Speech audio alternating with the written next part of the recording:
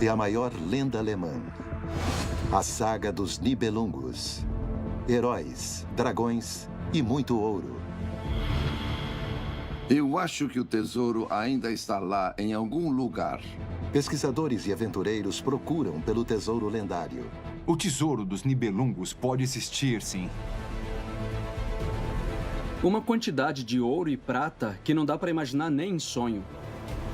Quanta verdade há nesse mito? O que é a espada maravilhosa de Siegfried? Olha, que loucura. Dá pra ver bem onde pegou. Cientistas estão desenterrando as origens da saga. Os rastros os levam à Escandinávia.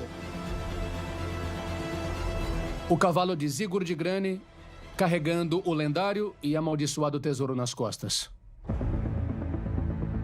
A busca pelo tesouro dos Nibelungos. Grandes mitos da humanidade. Mistérios repercutidos ao longo de milhares de anos. Eventos inexplicáveis, lugares cobertos de lendas e heróis sobre-humanos que deixam até cientistas fascinados. Existe alguma verdade nessas lendas antigas? Pesquisadores de todo o mundo trabalham duro para resolver os maiores mistérios do nosso tempo.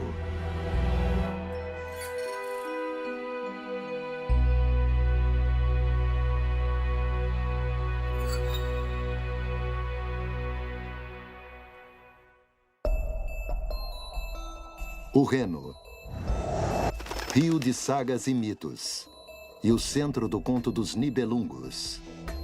Supostamente, o tesouro lendário deles foi afundado próximo à cidade alemã de Worms. Será que ainda está lá?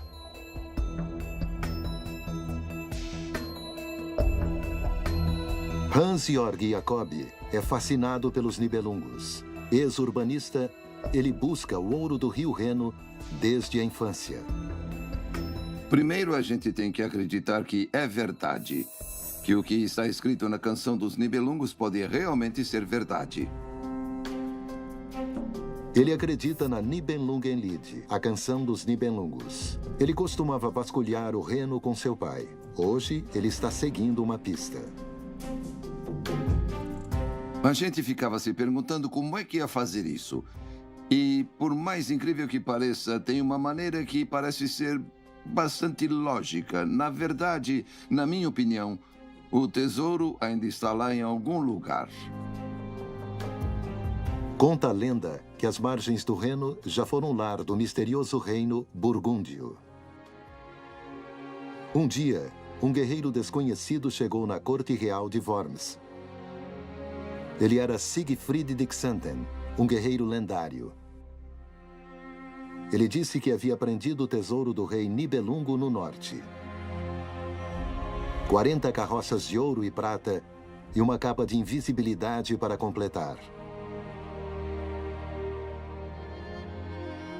Siegfried matou um dragão com a sua espada maravilhosa.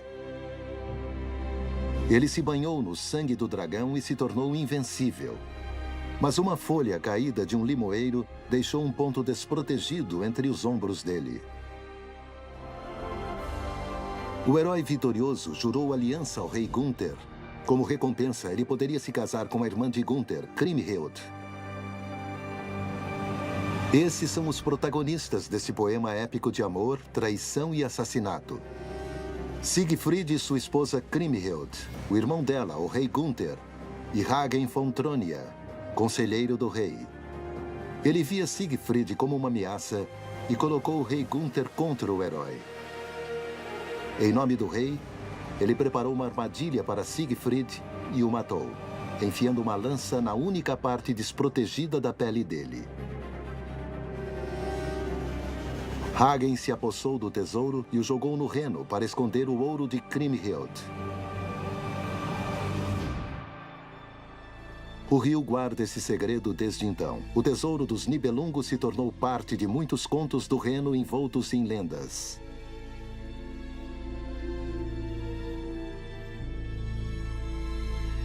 O monumento a Hagen em Worms nos faz lembrar dos Nibelungos.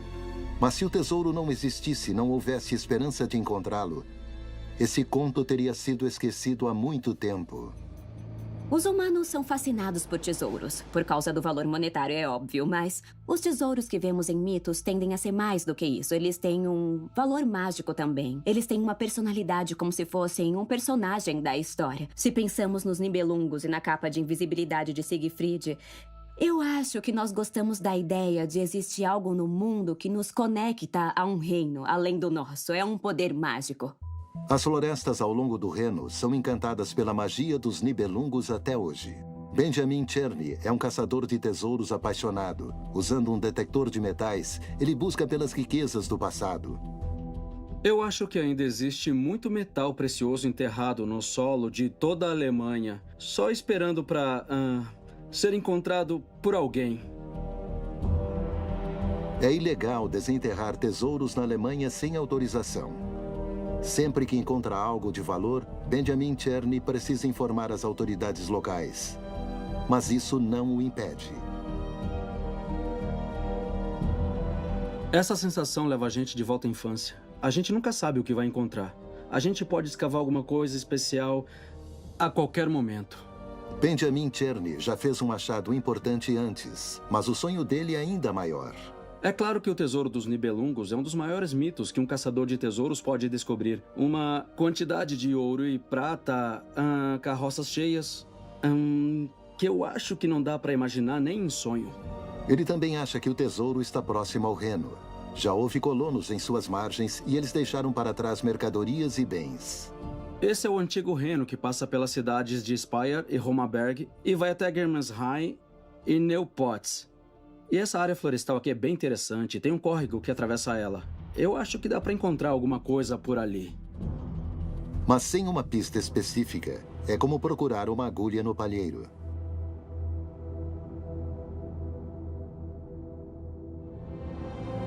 St. Gall, Suíça. Há uma pista importante aqui. O monastério beneditino é um lar de um dos manuscritos mais antigos da Canção dos Nibelungos. Ele data da segunda metade do século XIII.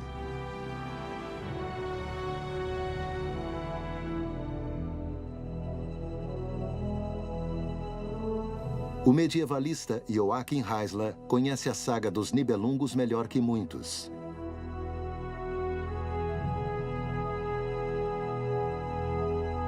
Ele acredita que o texto é baseado em eventos reais que ocorreram muitos séculos antes de o manuscrito ser escrito.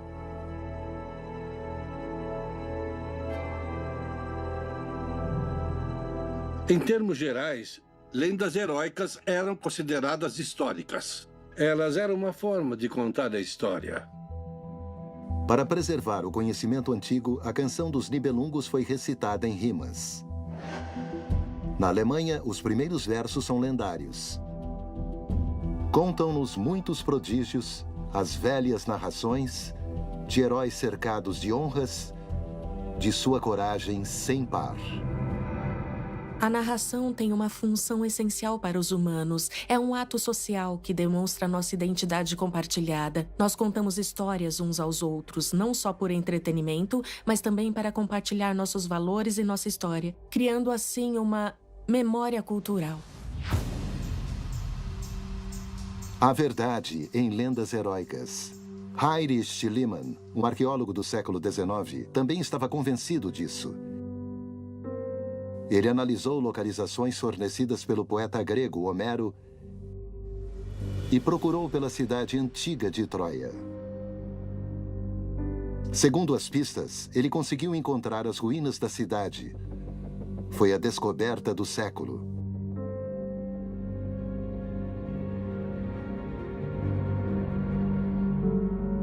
Será que a Canção dos Nibelungos também contém pistas tangíveis que levam ao tesouro dos Nibelungos?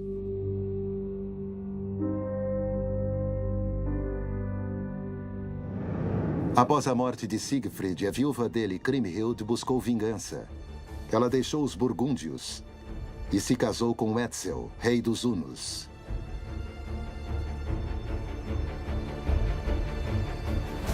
Kriemhild se mudou para o Império de Etzel, próximo ao Danúbio, onde planejou sua vingança contra os assassinos de Siegfried. Mediante o convite dela, o rei burgúndio Gunther e toda a caravana dele viajaram até a corte do rei Huno. Todos morreram em um banho de sangue sem precedentes. Os burgúndios foram erradicados. Seria só lenda ou tem precisão histórica? A verdade é que na Idade Média, a canção dos Nibelungos também era popular, além das fronteiras alemãs. Na Escandinávia, onde Siegfried supostamente obteve o tesouro dos Nibelungos, a saga do Matador de Dragões também sobreviveu.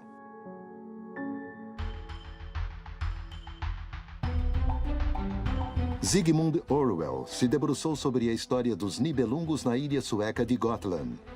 O arqueólogo conhece os detalhes das fontes suecas como a palma da mão dele.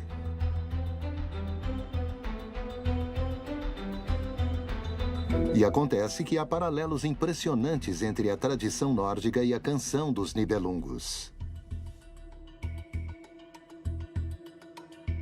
Os personagens principais da tradição escandinava são os mesmos que são encontrados da canção dos Nibelungos. O nome alemão Siegfried é Sigurd no norte. Também temos o rei Gunther, cujo nome da tradição nórdica é chamado de Gunnar. E, claro, Hagen von Tronia aparece como Hogni para os nórdicos. Uma descrição do século XI retrata os detalhes da saga nórdica de Sigurd. Esse é Sigurd, o matador de dragões. Todas as fontes islandesas alegam que ele não lutou contra o dragão, mas, na verdade, ele cavou um poço e aí esperou dentro dele até o verme passar o corpo através do buraco, e foi aí que ele pegou sua espada e apunhalou o dragão. Século XI. Seria esse o registro mais antigo do mito? Há rastros ainda mais antigos em Visby, na ilha de Gotland. Durante a era viking, Gotland foi um centro de troca de mercadorias, notícias e lendas. No Museu Fornsalen, Sigmund estuda fontes antigas. As famosas pedras pintadas de Gotland, algumas delas de mais de 1500 anos. Elas mostram os deuses e heróis vikings. Será que elas podem ter pistas sobre os Nibelungos? Usando tecnologia fotográfica, Zygmunt Orwell examina uma pedra do século V ou VI.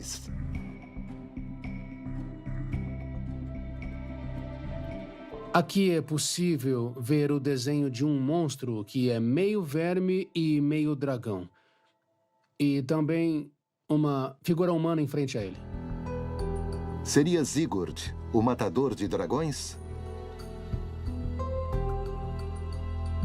Os especialistas criaram um modelo de computador detalhado da pedra, trazendo partes invisíveis à tona. O artista pode muito bem ter retratado o matador de dragões 1500 anos atrás. Mas ele segura um machado. Isso não bate com a lenda de Sigurd. Na antiga tradição literária nórdica, Sigurd não luta contra o dragão com um martelo ou um machado, mas o apunhala por baixo. Acontece que a pedra antiga não mostra Sigurd ou Siegfried. A busca continua em Bung, Gotland, onde outras pedras pintadas do século IX são mantidas, algumas delas em boas condições. O pesquisador encontra o que estava buscando. Um desenho que pode estar ligado à saga de Sigurd.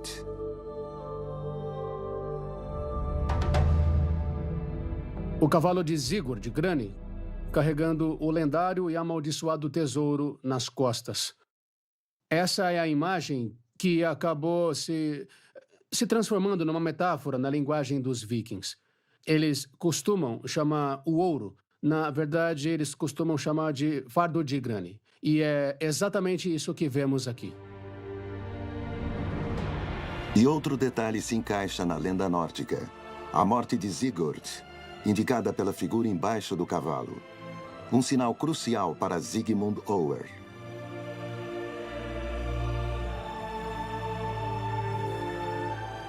Se esse for um retrato do herói caído Sigurd, isso significa que nós temos bem aqui, nessa ilha báltica de Gotland, os primeiros registros de Sigurd e da saga dos Nibelungos.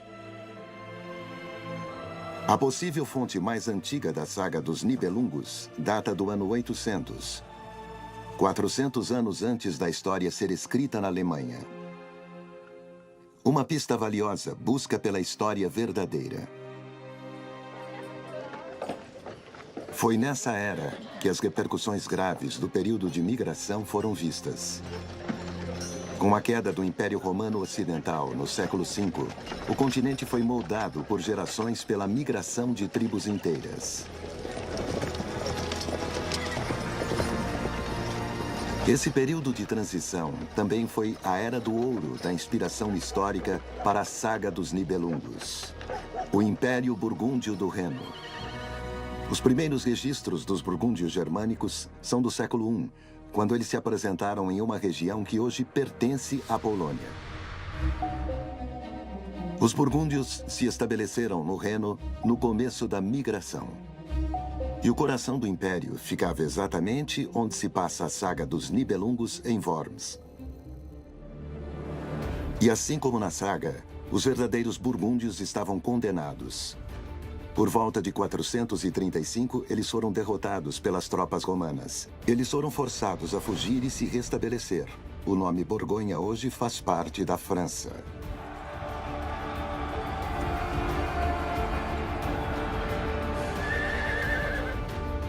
O personagem Rei Gunther é baseado numa figura histórica, o verdadeiro rei burgúndio Gundahar. Mas há mais paralelos entre a realidade e a lenda.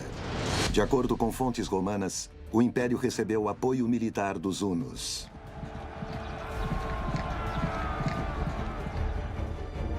Etzel também tem um equivalente real, Átila, o lendário líder dos hunos.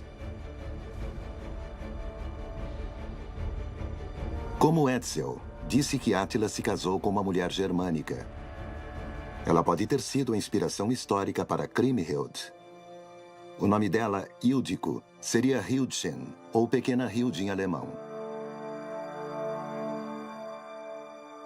A canção dos Nibelungos mistura realidade com ficção. Existia um grupo real de pessoas chamado Burgúndios, e essa é uma história sobre a queda desse grande grupo de pessoas. Também temos os hunos, que nos mitos são incrivelmente assustadores. Então, o fato de ter esse núcleo central de realidade significa que nós podemos acreditar em todos os aspectos do mito, o que o torna mais poderoso.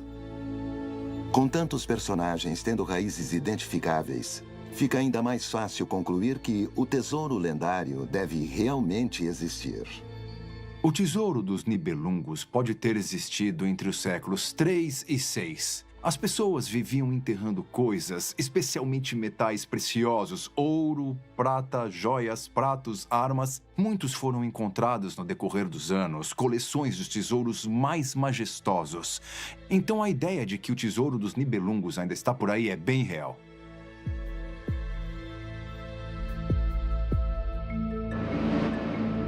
Para o caçador de tesouros Hans-Jörg Jacobi, as raízes antigas servem de confirmação. Durante o período de migração, era comum cada grupo carregar um tesouro. Eles tinham que pagar as pessoas de alguma forma. Por isso, toda a tribo tinha um tesouro que carregava consigo. No Reno, inúmeros mergulhadores procuraram pelo tesouro sem resultado. Hans-Jörg Jacobi está convencido de uma coisa. Eles procuraram no lugar errado. A canção dos Nibelungos dá a localização exata do tesouro afundado. Um verso da canção dos Nibelungos chamou a atenção dele. Hagen afundou o tesouro próximo a Lohe. Tem lá, Lohe. Seria essa a localização do tesouro? Jacobi estudou mapas antigos da região e encontrou um lugar que desapareceu há muito tempo. Loheim, Lohe. Não apenas o nome bate, mas a localização parece ser perfeita. Um pouco mais à frente no Reno, tem uma curva bem grande. no rio, onde a água é bem funda, uns 16 a 18 metros mais ou menos abaixo do nível médio da água. Hoje se chama o local escuro.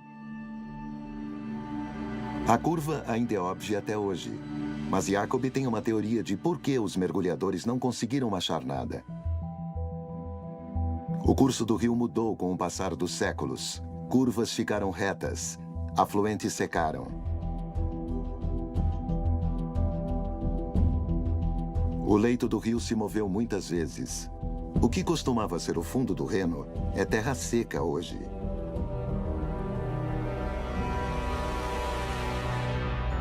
Será que isso também afetou o local que Hagen escolheu?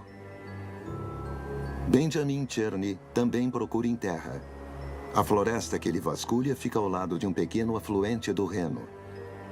Diferente de campos e áreas populosas, muitas coisas permanecem enterradas no chão, intocadas.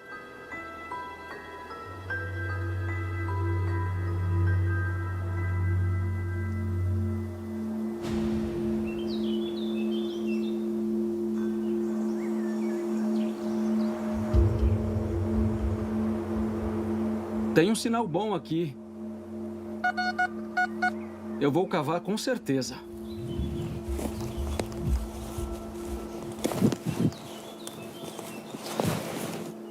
Ah, tem alguma coisa aqui. Tá aqui. Pronto. Olha a cara. Que loucura. Olha, que incrível. É um broche antigo feito de prata. Isso é muito legal. É um broche Art Nouveau por volta de 1910. Eles costumavam fazer muitas coisas com essas flores naquela época. É lindo. Esse é um ótimo achado. Não é da época dos Nibelungos, mas é o primeiro sinal de que ele está no caminho certo. O solo é um pouco mais fundo aqui e esse trecho se estende por essa linha daqui até ali. Eu imagino que aqui tenha sido uma trilha muito tempo atrás. Pode ter mais. Vamos continuar procurando para lá. Ele segue a antiga estrada atento e não demora muito até captar o próximo sinal.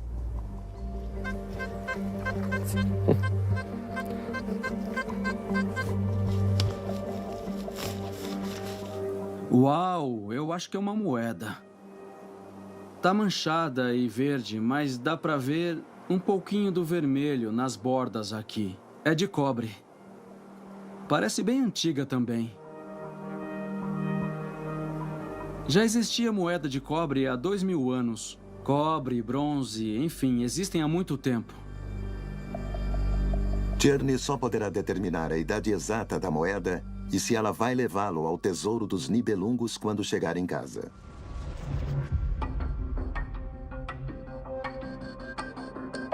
Enquanto isso, Hans-Georg Jacob acredita já ter encontrado o lugar certo. A gente acredita que o Reno costumava correr perto daqui e mudou de lugar com o tempo, uma distância equivalente à sua própria largura. E foi aí que a gente pensou que precisava escavar e ver o que conseguia encontrar lá embaixo. Jacob seguiu seu palpite. Nos anos 1970, com maquinário pesado, ele cavou um túnel. Mas a caça ao tesouro acabou sendo complicada. Com 10 metros de profundidade, a perfuratriz atingiu uma rocha dura. Jacob mandou estabilizar o túnel com canos. Mas a estrutura não era segura. Nós mandamos um mergulhador que começou a bater contra a parede e daí acabamos tendo que puxá-lo de volta com muito esforço. A empreitada era muito perigosa e Jacob abortou a missão. Mas o fracasso aumentou as esperanças dele. Ele acredita que a camada impermeável de rocha pode ser uma cobertura que Hagen colocou sobre o tesouro. Ele suspeita de que haja uma cavidade embaixo, cheia de ouro dos Nibelungos. É possível que haja ânforas em pé lado a lado e daí talvez tenha algum tipo de cobertura de pedra em cima delas. Jacob não conseguiu recursos para mais escavações. Até hoje, ele não conseguiu provar sua teoria. Eu acho que um dia vai ser encontrado, mas não vai ser tão fácil assim. Será que o ouro dos Nibelungos já foi encontrado há muito tempo?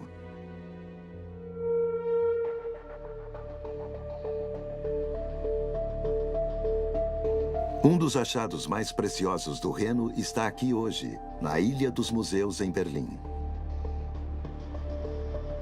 O museu é cheio de peças de séculos passados.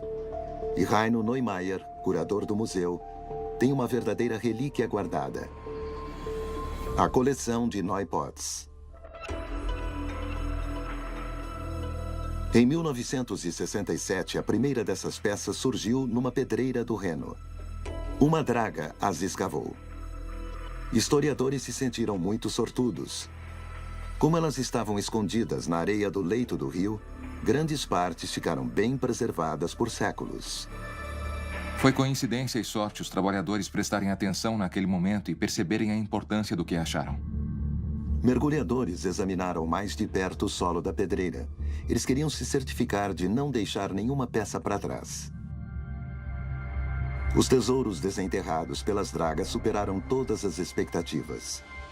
Espelhos, armas e recipientes cheios de ornamentos. Prata, bronze, cobre, ferro.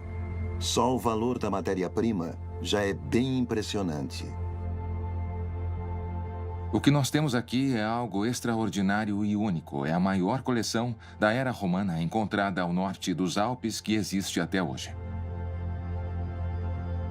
Juntos, os objetos pesam mais de 680 quilos. Um verdadeiro tesouro, como na canção dos Nibelungos.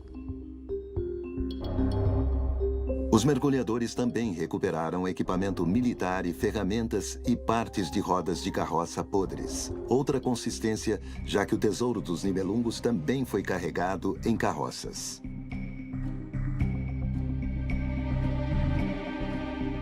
Dizem que carros de bois pesados tiraram o tesouro da cidade de Worms. Então tem algumas coisas que batem.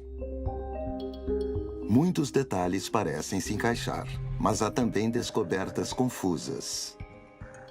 Nós também descobrimos crânios, partes de esqueletos no Reno, embora não seja possível determinar com certeza se estavam ligados ao tesouro. Pode ser um indicativo de algum tipo de batalha.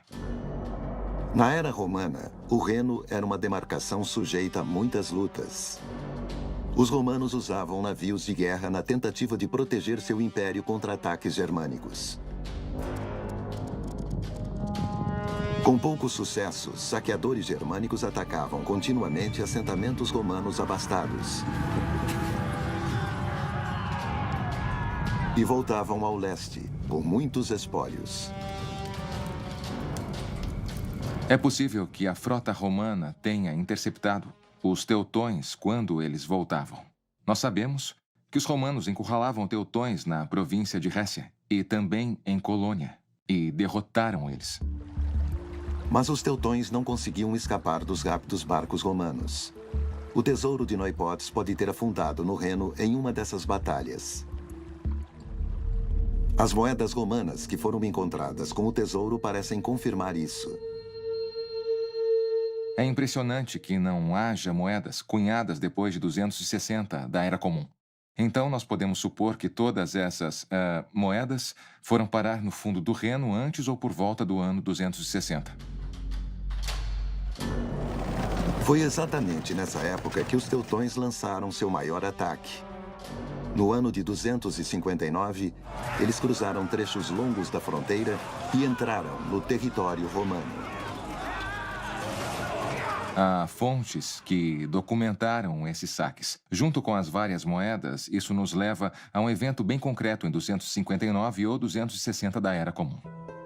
Está claro que a coleção de Neupots não pode ser o tesouro dos Nibelungos. A canção dos Nibelungos se passa por volta do ano 500, e esse evento aconteceu 250 anos antes disso.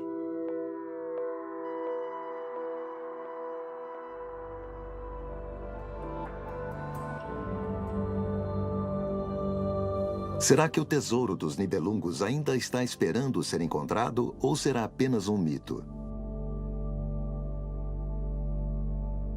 A caça ao tesouro começou quando os antigos manuscritos foram redescobertos. A canção dos Nibelungos não recebeu muita atenção por séculos, mas foi encontrada novamente no momento certo. A canção dos Nibelungos ficou esquecida por muito tempo, até 1755, quando foi redescoberta. É então nessa época que começa a história moderna da canção dos Nibelungos, eu diria. No fim do século XVIII, lendas medievais de repente ficaram muito populares. No mesmo período, a Alemanha não passava de uma colcha de retalhos de reinos e principados. O sentimento de identidade nacional ou de uma cultura comum ainda era fraco e foi abalado por uma invasão. Napoleão declarou guerra contra os monarcas da Alemanha. Em 1806, ele invadiu Berlim. Muitas cidades alemãs ficaram sob o comando militar francês.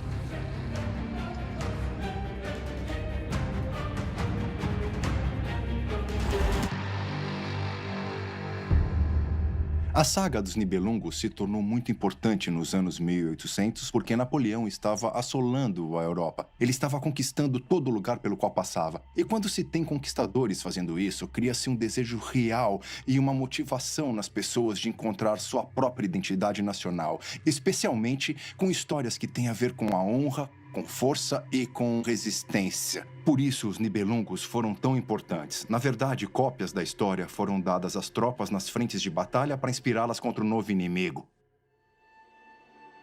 O compositor Richard Wagner se inspirou na história. E a ópera Der Ring des Nibelungen se tornou um sucesso mundial.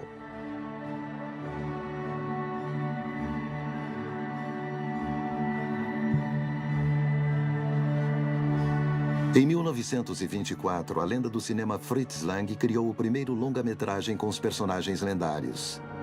Em seu filme mudo de 5 horas, ele fez a história cinematográfica e os Nibelungos ascenderam à posição de heróis nacionais.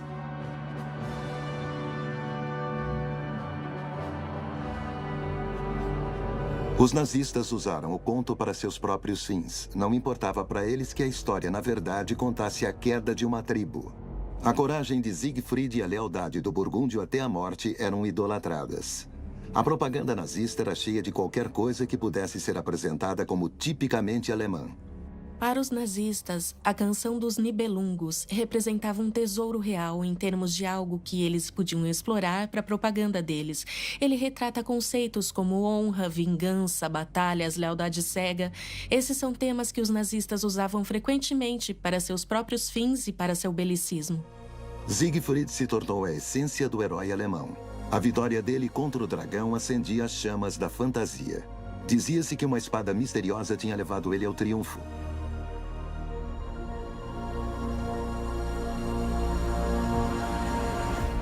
Mas a verdade nessa parte da canção dos Nibelungos? O ferreiro Stefan Roth queria ir até a raiz desse mito. Ele dominou a tecnologia de forja que era usada mais de 1000 anos atrás. No início da Idade Média, ferreiros eram trabalhadores altamente especializados que basicamente fabricavam toda a tecnologia da época, como as armas que talvez sejam fabricadas em laboratórios escondidos ou na Área 51 nos dias de hoje. No início da Era Medieval, eram os ferreiros que faziam esse trabalho. No século V, espadas eram armas muito tecnológicas, mercadorias de luxo e símbolos de status. Elas aparecem em inúmeras lendas. Como na Tidrek Saga nórdica, que tem muitas semelhanças com a canção dos Nibelungos.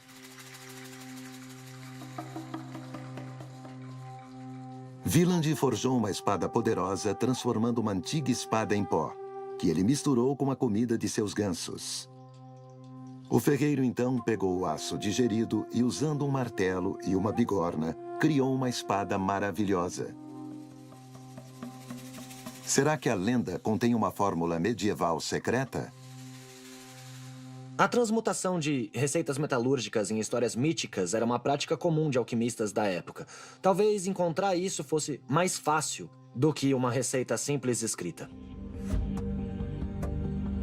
Stefan Roth quer confirmar esse fato. Ele e seu filho Darius estão fazendo uma espada seguindo as instruções antigas o mais à risca possível.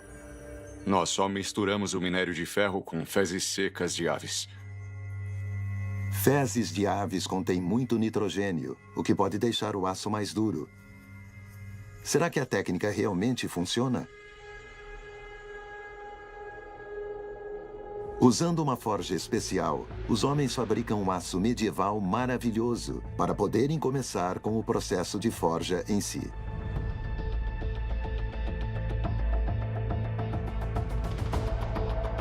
Eles começam batendo na bola de aço com nada além de uma marreta. A gente não forja o aço só para moldar. Também é um processo de purificação. A gente quer se livrar da escória, dos restos de carvão e, claro, das cinzas. Depois de muitas horas de trabalho, eles produzem um bloco retangular.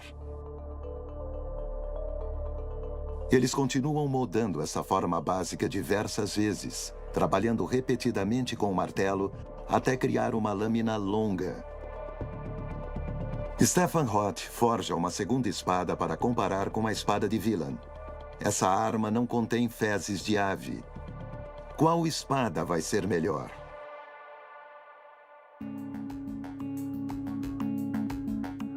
Eles vão testar as duas espadas numa fábrica antiga. Oi, como Stefan. vai? Como vai? Aqui estão nossas lindas espadas.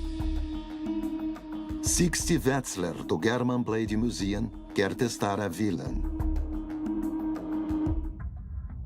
É um experimento fascinante. A gente reproduziu para tentar descobrir se misturar fezes de ave no aço realmente muda as propriedades dele. Eu tô muito animado para ver o que vai acontecer. Sixty Wetzler não é apenas arqueólogo e especialista em armas antigas com lâminas, como também é um excelente espadachim. Em nosso experimento, ele vai empunhar a espada convencional, a lâmina sem as fezes de ave. Stefan Roth brande a espada que forjou de acordo com a técnica de Wieland. Ele também é um espadachim experiente.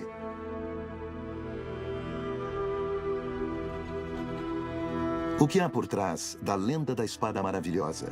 Os dois especialistas testam as espadas. Primeiro desafio: cortar uma corda de 5 centímetros de diâmetro. Um teste que apenas uma lâmina afiada consegue suportar. A espada tem que rasgar a corda que está pendurada. Ela tem que fazer um corte reto. Se ela estiver cega, só vai empurrar a corda para o lado. Sixty vai primeiro com a espada convencional.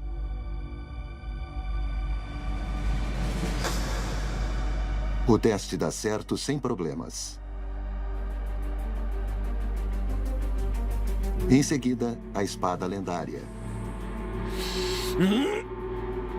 A corda não tem chance contra Stefan Roth. Conclusão após a primeira rodada: Eu acho que deu empate. hora de dificultar as coisas. Sixty terá que cortar um cano de aço.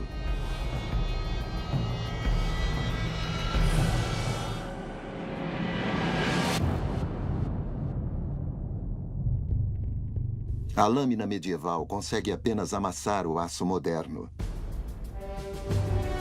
Será que a espada maravilhosa vai ser mais poderosa?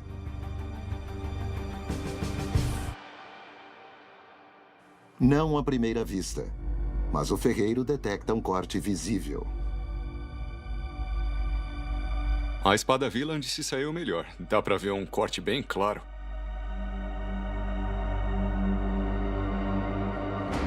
O último obstáculo é um teste de estresse. Um bloco de 80 quilos de puro gelo. Eu tô muito ansioso para ver o resultado. Eu não sei o que vai acontecer com esse material. Eu não sei como o gelo vai reagir. Então, é isso. Vamos ver. Além do gelo ser muito duro, também é um risco para a lâmina, que pode ficar frágil e se quebrar devido ao frio.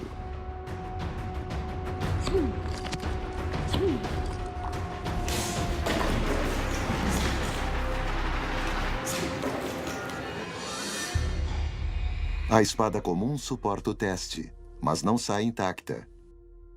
Olha, que loucura. Dá pra ver bem onde pegou. Ela ficou bem amassada em vários pontos. O bloco de gelo mostra que, além de ser muito bem afiada, uma espada também precisa ser estável. Será que o nitrogênio das fezes de ave vai ser eficaz de novo?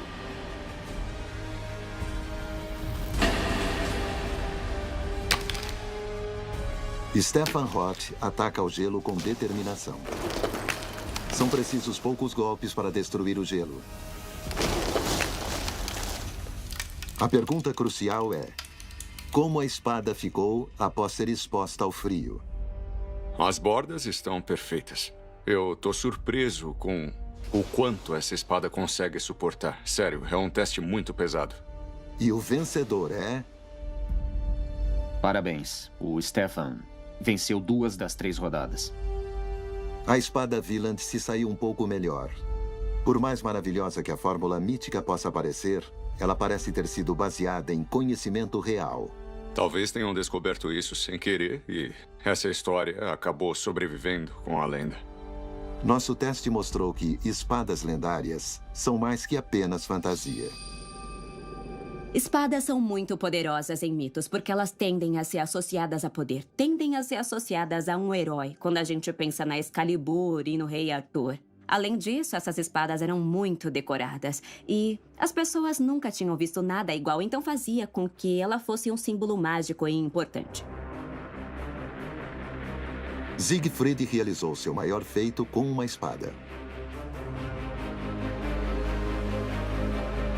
Ele derrotou o dragão, um oponente muito superior.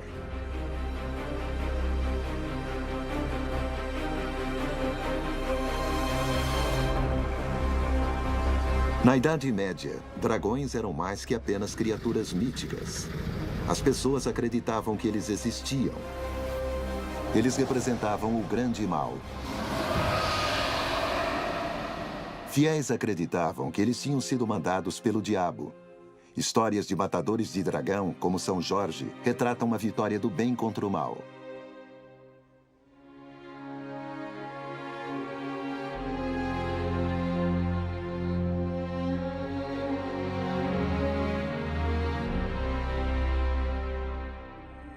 O mito era alimentado por ossos que eram inexplicáveis para os nossos ancestrais.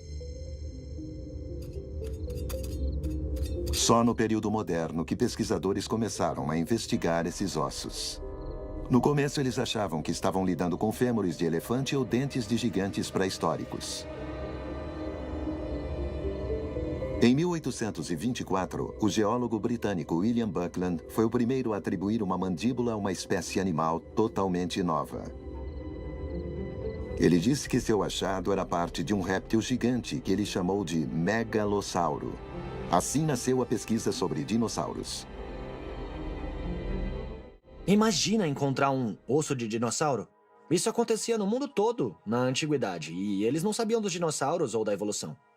Então era fácil para eles projetar dragões naquilo, e foi isso.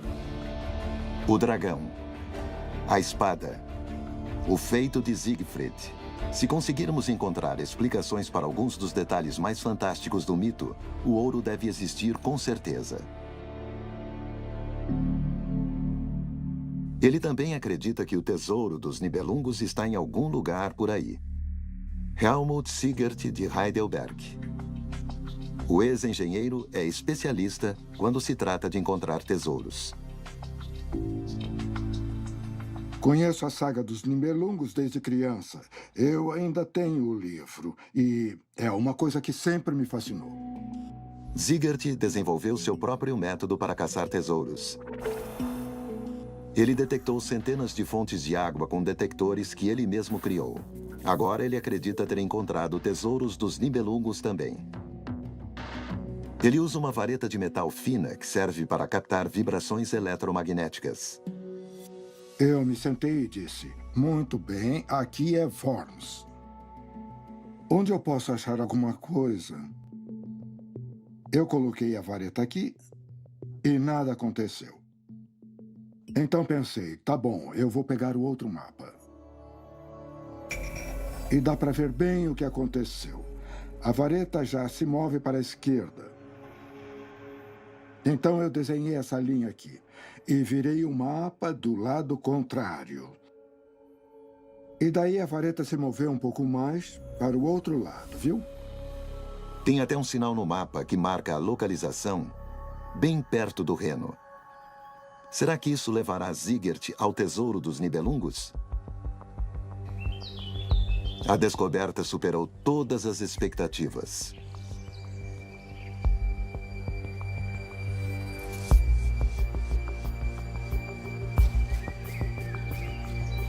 Eu estou em frente às ruínas de uma antiga fortaleza. Isso já foi uma construção romana com um porto, para onde eles traziam pedras da montanha Odenwald em navios. O esconderijo ideal para o tesouro dos Nibelungos. Por um pequeno afluente, um barco pode rapidamente percorrer a distância entre o Reno e o castelo, mesmo que carregando muito peso. A fortaleza fica protegida no meio da floresta. De acordo com a teoria de Sigurd, Hagen carregou o tesouro em 2 barcos que navegaram até a antiga bacia do Porto Romano, onde eles foram afundados com o tesouro. Para recuperá-lo, ele precisaria apenas drenar a bacia. Para comprovar a teoria, Sigurd usa um radar que penetra no solo, que detecta o metal no chão. O dispositivo capta vibrações exatamente onde ele suspeita que o tesouro esteja. Algo parece estar enterrado 4 metros abaixo da superfície. Sigurd tem certeza de que é um dos 2 barcos cheios de ouro. Para ele, é a prova de que Hagen afundou o tesouro dos Nibelungos neste local. Era a coisa mais lógica a se fazer. Daria para realizar uma operação clandestina no meio da noite aqui, trazer 2 navios e afundá-los até o leito. Daria para bloquear esse braço do reino, ter acesso ao tesouro, o que também é mencionado na canção dos Nibelungos, já que eles pretendiam recuperá-lo. Tudo se encaixa perfeitamente. O tesouro dos Nibelungos está aqui. Mas Sigurd não pode confirmar sua teoria. O local é tombado como patrimônio cultural. Escavações são proibidas. Mas ele pediu para um tabelião assinar uma certidão de descobridor por via das dúvidas.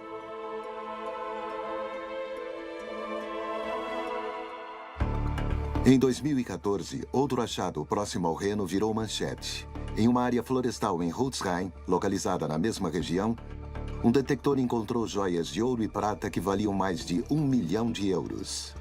Seria o tesouro dos Nibelungos? Na floresta de Holzheim, Benjamin Czerny nos leva até o local onde fez a descoberta da sua vida em 2014.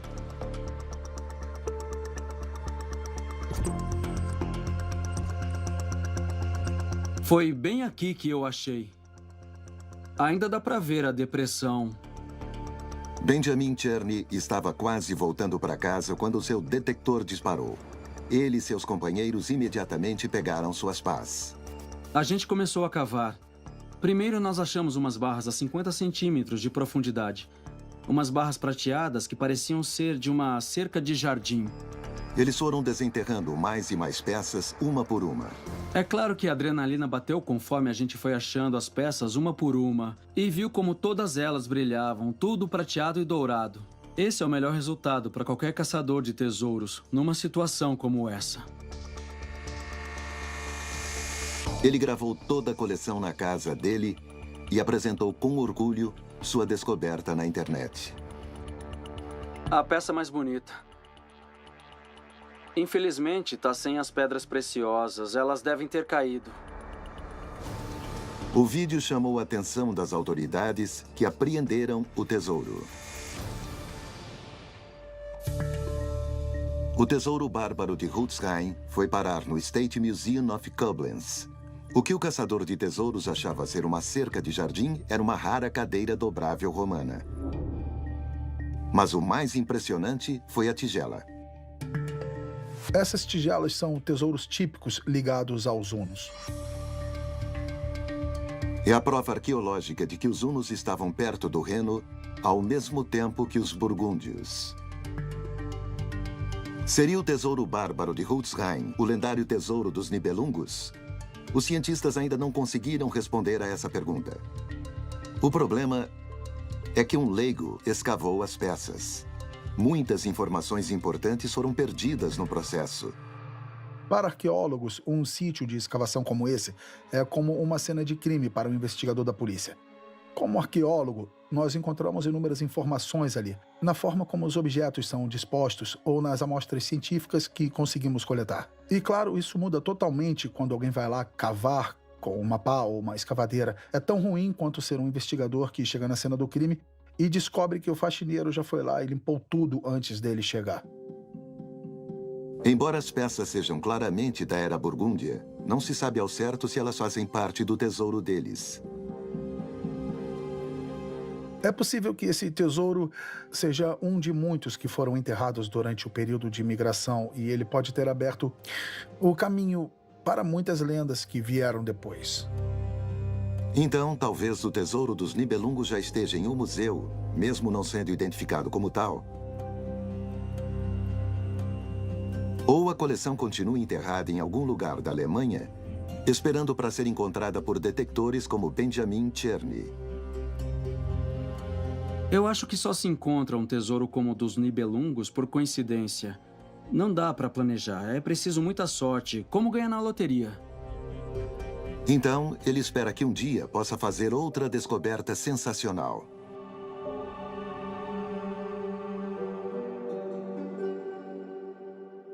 O caçador de tesouros Hans-Jörg Jacob encontrou felicidade na própria canção dos Nibelungos. Ele até compôs sua própria melodia. Uns ist in alten Meeren wunders viel geseit, von Helden, Lobebären, von großer Arbeit, von Freud und Hochgezieten, von Weinen und von Klagen, von kühner Reckenstrieten, moget ihr nun Wunders Ohren sagen.